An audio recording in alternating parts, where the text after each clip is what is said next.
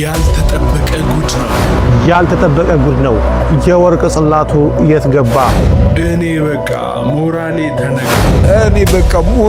ተነካ። በእውነት እኔ እንደዚህ አልመሰለኝም ነበር። ከልቤ ነው በቃ ምነግርህ። የሃይማኖት መሪዎች ያቆሙትን መሠዊያ እናፈርሳለን። የሃይማኖት መሪዎች ያቆሙትን መሠዊያ እናፈርሳለን። ጳጳስ ሲያጨስ እኔ አይቻልም። ጳጳስ እያጨሰ አንተ ገነት ውስጥ ህይወት አለ ብለህ ታምናለህ? አንተ ገነት ውስጥ ህይወት አለ ብለህ ታምናለህ? እስኪ ንገረኝ። እናምናለን፣ ግን እንደዚህ ገነት ሄደን ወሲብ እናደርጋቸው አጥንታቸው እንደዚህ መቅኔያቸው የሚታይ እነሱ ወሲብ ለማድረግ ገነት እንሄዳለን ብለን ግን አናምንም። በአንበሳ መኝታ ጅብ አይራመድም። አገር ሰላም ሲሆን ጀግና አይወደድም። እጅግ የመረረ መልእክት ብፁዕ ቅዱስ አቡነ ማትያስ አስተላልፈዋል። የምንቀበለው መስዋዕት እሱን ነው። ያንን የምናሳርግበት ሊቀ ካህናት ደግሞ ራሱ። አንድ ክርስቲያን ግንቦት 12 የሚከበረውን ዓመታዊ ክብረ በዓል ለምን እንደሆነ ማወቅና መረዳት አለበት።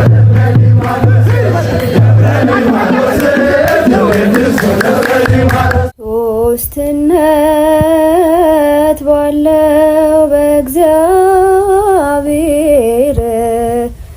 ስሙን አምኜ ልዘምር የመድኃኔዓለም ሕማሙን እንባ በማፍሰስ በሐዘን። ሰላም ውድ ቻናላችን ቤተሰቦች እንዴት ናችሁ? ዛሬም እንደተለመደው አስተማሪና ቁም ነገር አዘል የሆኑ ቪዲዮዎችን ወደ እናንተ ይዘን መጥተናል።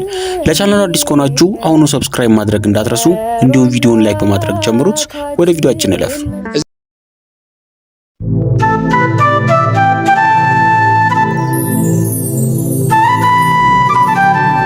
ሻሎም ሻሎም፣ የተወደዳችሁ የእግዚአብሔር ቤተሰቦች ከእግዚአብሔር ከአባታችን ከጌታም ከኢየሱስ ክርስቶስ ጸጋና ሰላም ይብዛላችሁ።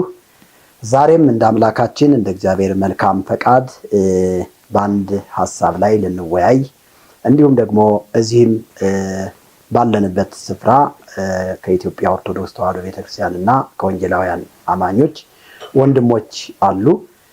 በመጀመሪያ ወንድሞች እንኳን ደህና መጣችሁ ለማለት እወዳለሁ። እዚህም ደግሞ ትናንትና በባለፈው ሳምንትም እንደዚህ ስንወያይ የነበረ አንድ የኢትዮጵያ ኦርቶዶክስ ተዋሕዶ ቤተክርስቲያን መምህር አለ። ከእርሱ ጋር አንዳንድ ነጥቦችን እናነሳለን። ይህ በጽዮን ቲቪ ኢትዮጵያ እየተዘጋጀ የሚቀርብላችሁ የእውነት አምድ የተሰኘ ፕሮግራማችን ነው። አብራችሁን እንድትቆዩ በጌታ ፍቅር እንጋብዛችኋለን። መምህር እንኳን ደህና መጣ።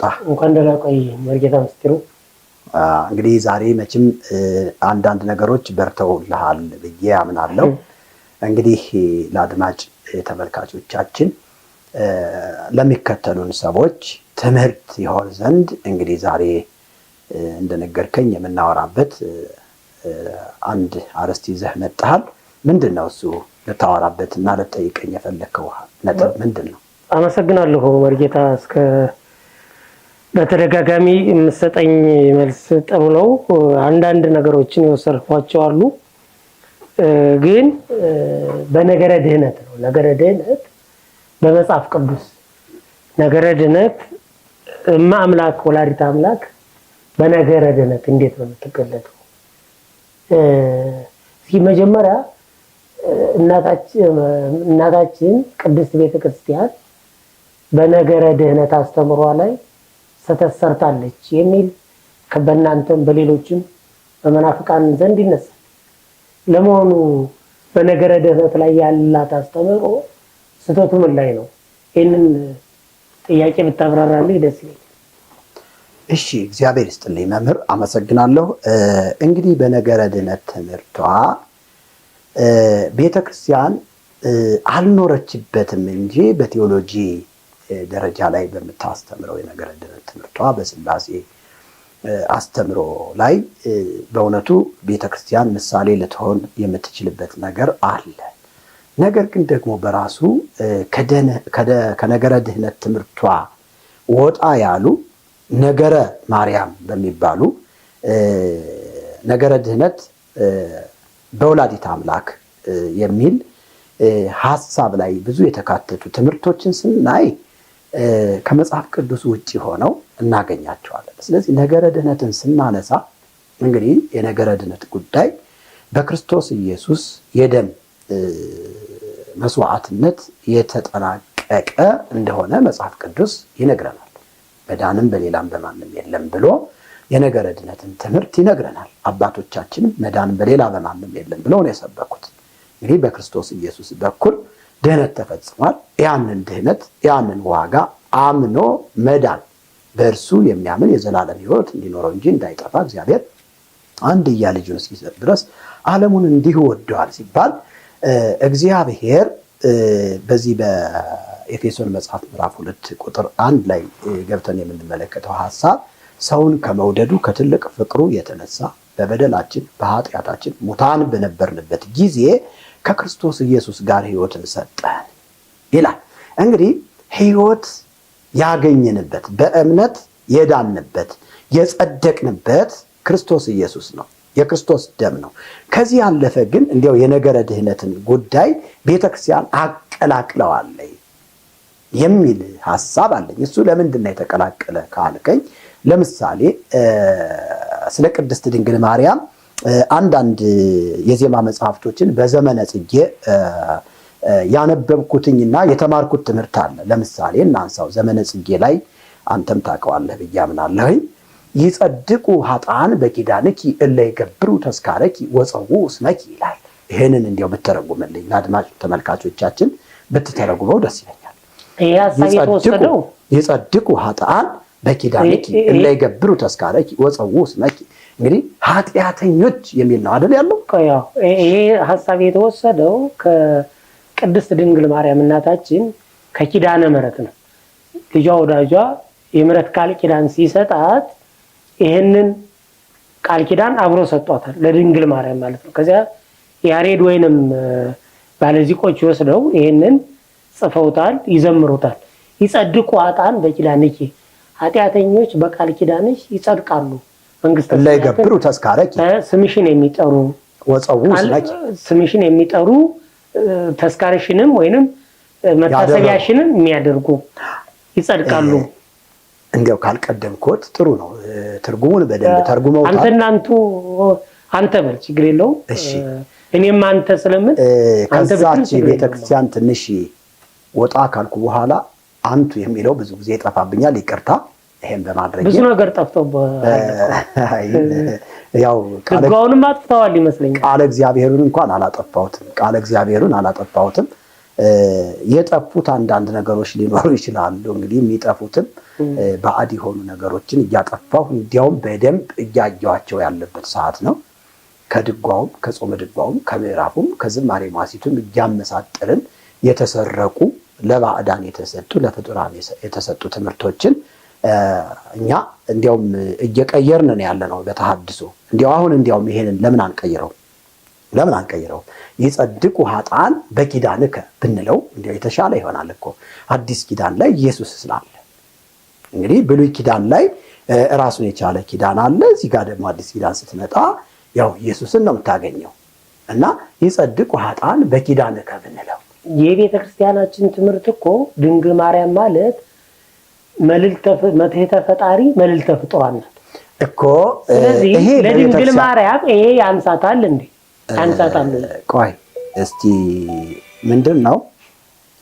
ይቅርታ መምህር፣ አሁን ቅድስት ድንግል ማርያምን ስለምንወዳት ብቻ ይሄ ያንሳታል ብለን በራሳችን ፈቃድ በራሳችን ሐሳብ ለድንግል ማርያም መስጠት ይሄ መጽሐፍ ቅዱሳዊ ሊሆን አይችልም። አሁን እኮ የኔና ያንተ የማርያምን መውደድ አይደለም፣ መጽሐፍ ቅዱስ ማርያምን ምን ይላታል የሚለውን ነው ማየት ያለብን።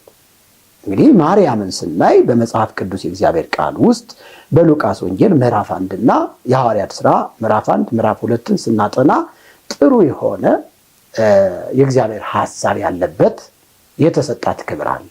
ከዛ ከተሰጣት ክብር ውጪ ለቅድስት ድንግል ማርያም እኔ እናንተ ለማርያም ያንሳታል እንዲያው በእንተ ማርያም ብለን ስላደግን እንዳንተ አይነትና እንደኔ አይነት ሰዎች ተሰባስበን ለቅድስት ድንግል ማርያም እኮ ይሄ ይገባታል ብለን ብንቸራት ብንሰጣት መጽሐፍ ቅዱሳዊ ሊሆን አይችልም። አሁን ማውራት ያለብን የእግዚአብሔር ቃልና ዜማዎቹ እንዲሁም ታምረ ማርያም ምን ይላሉ ብለን እስትንፋሰ መለኮት በሆነው በእግዚአብሔር ቃል ስልጣን መዳኘትና እውነቱን ለትውልድ ማስጨበጥ ነው። ሉቃስ ወንጌል ምዕራፍ 1 ላይ ማርያምን ስናገኛት ራሷ ማርያም ለጌታዋ ለአምላኳ ለመድኃኒቷ ለኢየሱስ ክርስቶስ ስትገዛ ራሷን ስታዋርድ ትመለከታለህ። ወትቤ ታቢዮ ነፍሴ ለእግዚአብሔር ታቢዮ ነፍሴ ለእግዚአብሔር ወትታሰይ መንፈሴ በአምላኬ ወመድኃኔ እስመረ የማማ ላመቱ ነፍሴ ጌታን ታከብረዋለች መንፈሴም በአምላኬ በመድኃኒቴ ብላ የወለደችውን ልጇን ፍጹም አምላክነቱን በማወቅ አምላኬ ብላ ጠርተዋለች። በአምላኬ በመድኃኒቴ መድኃኒት መሆኑን ነግራናለች። ሉቃስ ወንጌል ዮሐንስ ወንጌል ምዕራፍ 2 ላይ ደግሞ በዛ በቃና ዘገሊላ ሰርግ ቤት ተገኝታ የሚላችሁን ሁሉ አድርጉ ብላ አገልጋዮቹን ደቀ መዛሙርቶችን ጠቆማ ስትሰጥ እናያለን። በመንፈስ ቅዱስ የተረዳችው ቅድስት ድንግል ማርያም የባሪያይቱን ውርደት ተመልክቷል ብላ ዝቅ ብላ ትህትናዋን ስትገልጥ ተመለከትን። ኃጢአት እንዳለባት አዳማዊ የውርስ ኃጢአት እንዳለባት አምና ቅድስት ማርያም ምን አለች? መድኃኒቱንም ታምናላችሁ ማለት ነው? አዎ የቀደመችው ቤተክርስቲያንም በነገራችን ላይ ጥንተ አብሶን አለባት ብላ ታምናለች እኮ ድጓው ላይና ዚቁ ላይ ተጽፏል። አንጽዮ ሥጋ ቅዲሶ ኪያ አደር ላይ የሚል አልተማርክም? አንጽዮ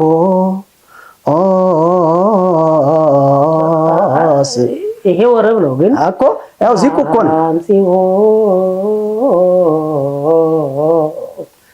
ሥጋ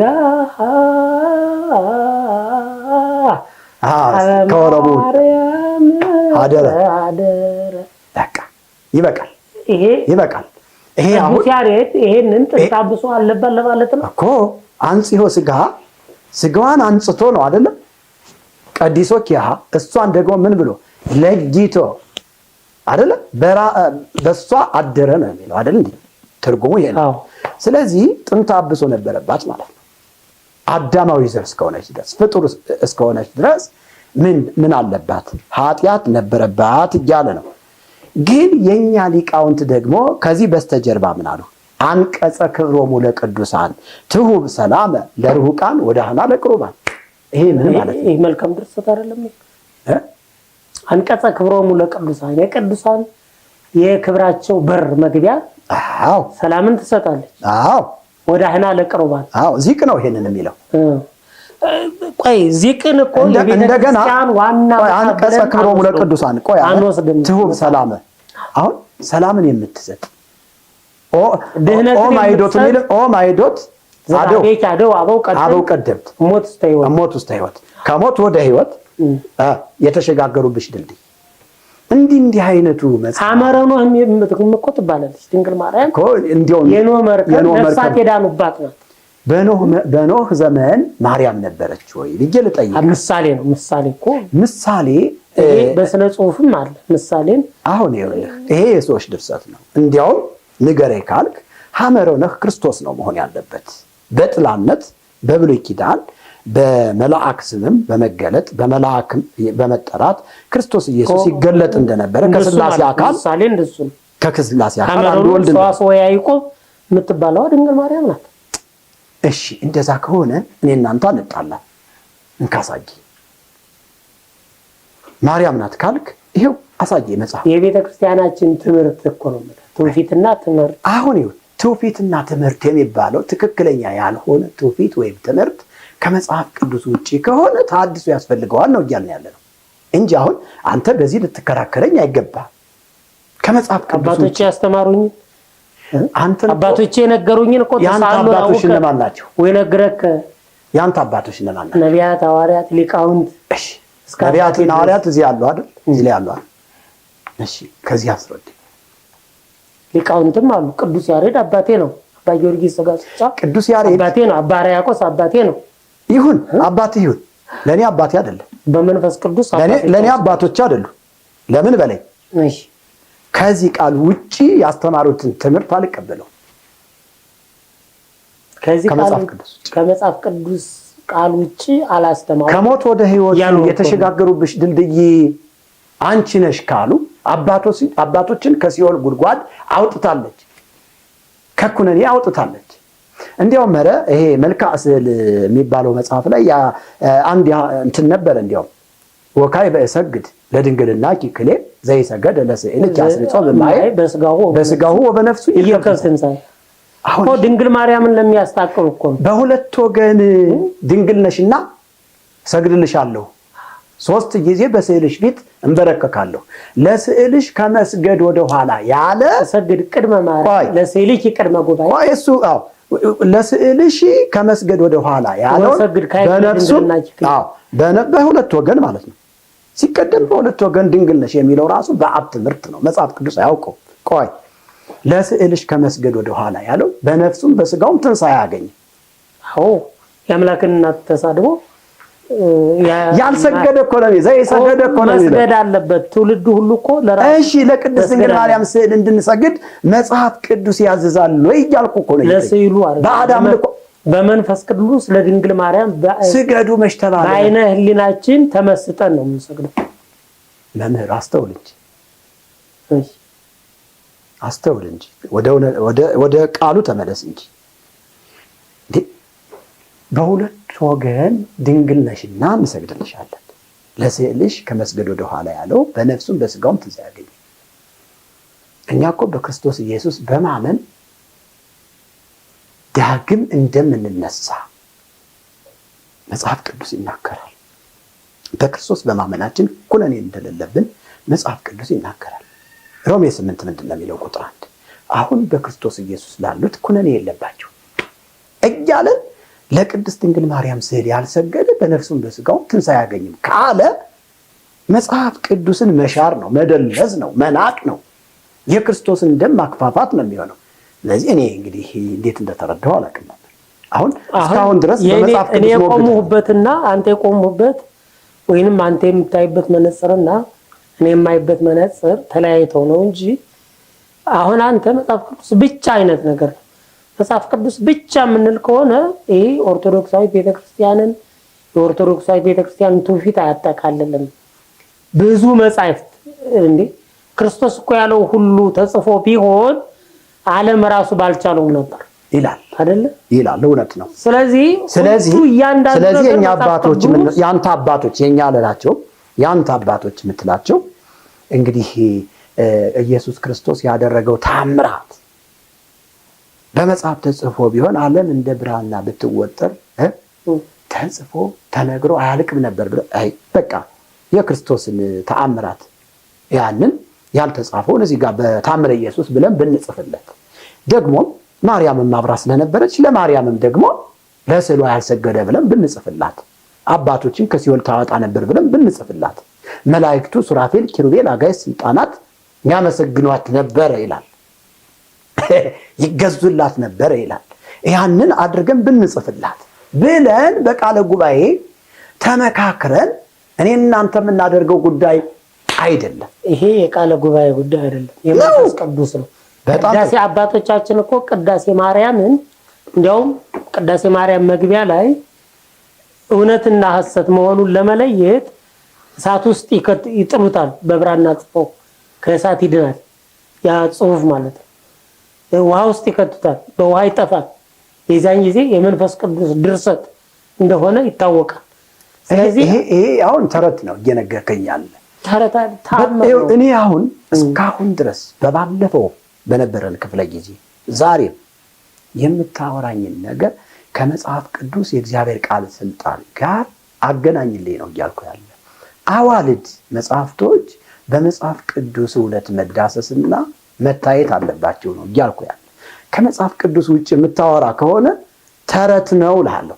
ከተረት ማለት ክህደት ነው እልሃለሁ።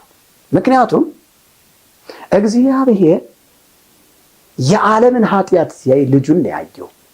የዓለምን ሁሉ ኃጢአት ያስቀመጠው ልጁ ላይ ነው እንጂ በማርያም ተስካር በማርያም ዝክር ኃጢአት ፈጽሞ ሊጠፋ አይችልም።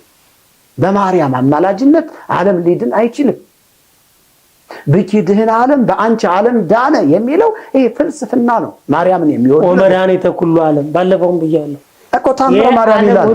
እንዲያውም እኮ ኦርቶዶክሳዊት ቤተክርስቲያን በእርግጥ የቤተክርስቲያን አስተምሮ ነው ብዬ አላምንም። ያለ ወላዲተ አምላክ አማላጅነት ዓለም አይድንም።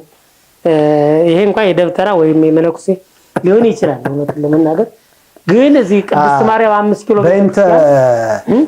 በእንተ ማርያም ድንግል ተረህ ወለነ ዳግመ በእንተ ሔዋን ታጾ ተገነት ወእንተ ማርያም ድንግል ተረህ ወለነ ዳግመ አየው ስህተት አይደለም። በእንተ ማርያም በድንግል ማርያም ምክንያት ማለት ክርስቶስ በድንግል ማርያም አድሮ ገነትን ከፈተልን። ለምንድን ነው በድንግል ማርያም በኩል መሄድ ያስፈለገ? በልጁ በኩል ሂዱ እየተባለ ራሱ መንፈስ ቅዱስ በዛ በመገለጥ ተራራ ወይም ደግሞ በዛ በጥምቀቱ በዮርዳኖስ ውሃ ኢየሱስ ሲጠመቅ ልጄን ስሙት ነው ያለው። መንፈስ ቅዱስ ምስክርነት የሰጠው በነ ጴጥሮስ በሶስቱ ደቀ መዛሙርቶች መካከል ክብሩ ሲገለጥ ልብሱ ሁሉ ነጭ ሲሆን እንደበረድ ዋልባ ሲሆን ጻዳ ከመበረድ ዝንቱ ውእቱ ወልደ ዘአፈቅር ዘኪያው ሰመርኩ የምወደው ልጄ እሱ ነው ብሎ ምስክርነት ከአንድም ሁለት ጊዜም ሰጥቷል መንፈስ ቅዱስ።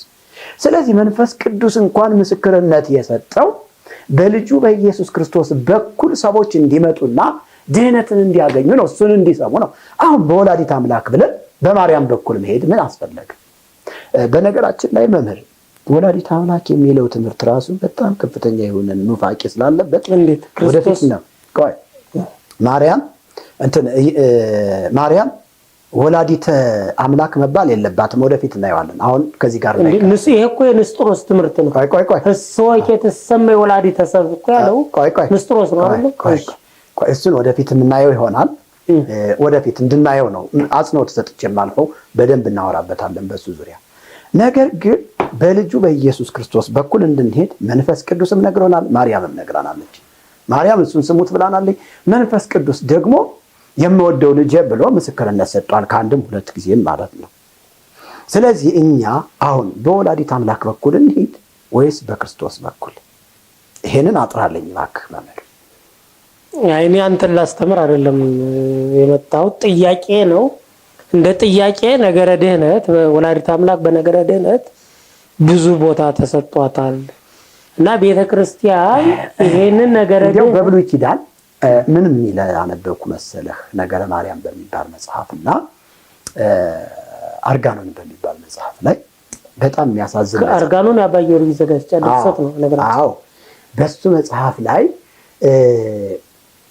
ቀድሞ ሙሴ ማርያምን ያመሰግናት ነበር ይላል ምዕራፍ 8 ቁጥር 12 ላይ ነብይ እንደሆኑ መጠን ማርያምን ያመሰግናት በመንፈስ ትንቢት እኮ ምስጢሩ ለማኑኤል እሺ ከዛ ይቀጥልና አብርሃምና ሳራ ማርያምን ያመሰግናት ነበር ይላል። ከዛሳ ይስሐቅ ከርብቃ ጋራ ያመሰግናት ነበር ይላል። በመንፈስ ትንቢት ዳዊት በበገና እየዘመረላት ይሰግድላት ነበር ይላል። ዳዊት በበገና ዝራ በመሰንቆ እያወደሰ አሁን ይሄ ድርሰት ሳትቀምሰው አለፈች ያን መራራ ሞት እኮ ነው ይላል። አልሞተችንም ቤተክርስቲያናችን እሺ ያለ መራራ ሞት አልሞተችም ሞተች ግን መራራ አልነበረም የሷ ሞት ሞታሰ ለማዋቲ ይደሉ ሞታ ለማርያም ያጽብ ለኩሉ አይ መምህር እና ነገረ ድህነት አሁን ባጭሩ እንደተረዳሁት ተሐድሳውያን ነገረ ድህነት ወላዲተ አምላክ በነገረ ድህነት ያላትን እንትን እንደማትቀበሉ አትድከም እንደማትቀበሉ ጉዳይ በልጁ በኢየሱስ ክርስቶስ ደም የተጠናቀቀ ነው። በልጁ በኢየሱስ ክርስቶስ ሞትና ትንሣኤ የተጠናቀቀ ጉዳይ ነው። ማርያምን አያገባት፣ እሷም አትፈልገው። ቤተክርስቲያን ምናልባት ይቺ ማርያም በነገራችን ላይ አድማጮች እንዲረዱ የምፈልገው ይቺ የአሁኗ ማርያም በዚህ እንዲያውም በማር የተለወሰ መርዝ በሚለው መጽሐፍ ውስጥ 8ኛዋ ማርያም ማናት ብዬ አስቀምጬዋለሁ። እና ይቺ 8ኛዋ ማርያም የምትባለዋ የክርስቶስ ኢየሱስ እናት ማርያም አይደለችም። እንቅጩ ልንገር፣ ተስፋ ቁረጥ፣ በደንብ አንተ። ምክንያቱም የማርያምን ስብዕና ክርስቲያን እስላም ላይ ቆርጥ ይችላል። ግን ዋናው ምንድነው ነገረ ድህነት ነገረ ድህነት ቤተክርስቲያናችንም እኮ የድህነት ራስ መድህነ ዓለም እኮ ነው። መድህነ ዓለም ኢየሱስ ክርስቶስ ነው። ቆይ መላእክቱ የተፈጠሩት ማርያም ለማመስገን ወይስ ክርስቶስ? እግዚአብሔር አምላካችን ነው። እንዴት ብነግርህስ ማርያምን ለማመስገን ተፈጥሯል የሚል ትምህርት ብነግርህስ? አንዳንድ እኮ ቅድም እንዳልኩ ነው ባለፈው እንዳልኩ ስርዋጽ ያስገቡት የደብተራ ወይንም የባህታውያን ትምህርት ፋይላፋት የባህታውያን ትምህርት ያለ ማቋረጥ ይላል። ያለ ማቋረጥ ማርያምን ያመሰግናታል። በስላሴ ነው ምግቦም ወስባቱም ምግቦም የሚባለው። አየኸው? ይሄ መላእክት ለስላሴ ነው። ይሄ ነው በቃ ስተቱ። እንግዲህ ኩሎሙ ሰራዊተ መላእክት አእላፍ እለ ይሰረሩ በአክናፍ እያለ በቃ ማርያምን ኩሎሙ ማኅበረ ቅዱሳን ይሴብሑኪ እሱም ይላል። ኩሎሙ ሰራዊተ መላእክት ደግሞ ይላል። ይሄ እንትን ቀነ ለቂ ሰዓታት አባ ጊዮርጊስ ዘጋስጫለሁ ሰራዊት የተሆነ ነገር ትሲያብሁ እንደዚህ ብለን እንቀይረዋለን። ክብር ይወድስዋ ማተንት ተሰጣቸዋል የመቀየር ማንም ፍቃድ ሊሰጠን የቤተክርስቲያኗ ትምህርት እኮ ነው። እኛ ፍቃድን የተቀበልነው ከክርስቶስ ነው። ክርስቶስ ለደቀ መዛሙርቱ ወደ ዓለም ሁሉ ሄዱ ወንጌልን ለፍጥረት ስበኩ ባለው መርህ ውስጥ እኛ ወንጌልን ልንሰብክ ተጠርተናል፣ ምስክሮች ልንሆን። እንዲያውም እኮ ገና አስቀድሞ ኢየሱስ ክርስቶስ ከማረጉ በፊት አንድ ነገር ተናገራቸው። ምን አላቸው? ከዚህ ከኢየሩሳሌም ተነስታችሁ ወደ ይሁዳ ወደ ሰማርያ እስከ ምድር ዳር ድረስ ምን ትሆናላችሁ? ምስክሮች ትሆናላችሁ። ስለዚህ እኛ አባቶቻችን ናቸው መሰረታችን። አባቶቻችን የሰበኩትን አባቶቻችን ምስክር ሆነው ያስተማሩትን ትምህርት እናስተምራለን። ከዚህ ያለፈ ቤተክርስቲያንን ፍቃድ አንጠይቅም። ወንጌል በፍቃድ አይደለም የሚሰበከው። ስለዚህ ቤተክርስቲያን ወደ ቀደመ ማንነቷ ወደ ሐዋርያት ትምህርት ትመለስ ነው የኛ ጥያቄ ማለት ነው። መልካም ነው። እንግዲህ እርሶ አንተ በተረዳህበት እኔም በተረዳሁበት እንግዲህ ወይ ፈዲዮ ለኩሉ በከመ ምግባሩ ነውና በመጨረሻው ሰዓት ሊከፍለን ይችላል። ዛሬ የነበረኝ ጥያቄ ይሄ ነው። እሺ በቀጣይ አንዳንድ ጥያቄዎችን በሚቀጥለው ቀን እና ሳምንት እንደ እግዚአብሔር ፈቃድ ጠይቃለሁ። የዛኔ እንገናኛለን ማለት ነው። ለዛሬው ግን አመሰግናለሁ። ግን አንተ ያልኸውን ሁሉ ተቀብያለሁ ማለት አይደለም። ምናልባት የተቀበሏቸው አንዳንድ ነገሮች ይኖራሉ። ዋናው ዓላማችን ሰዎች እንዲድኑ ነው።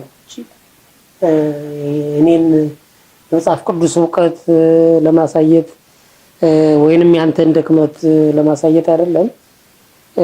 አመሰግናለሁ። እግዚአብሔር ይስጥልኝ።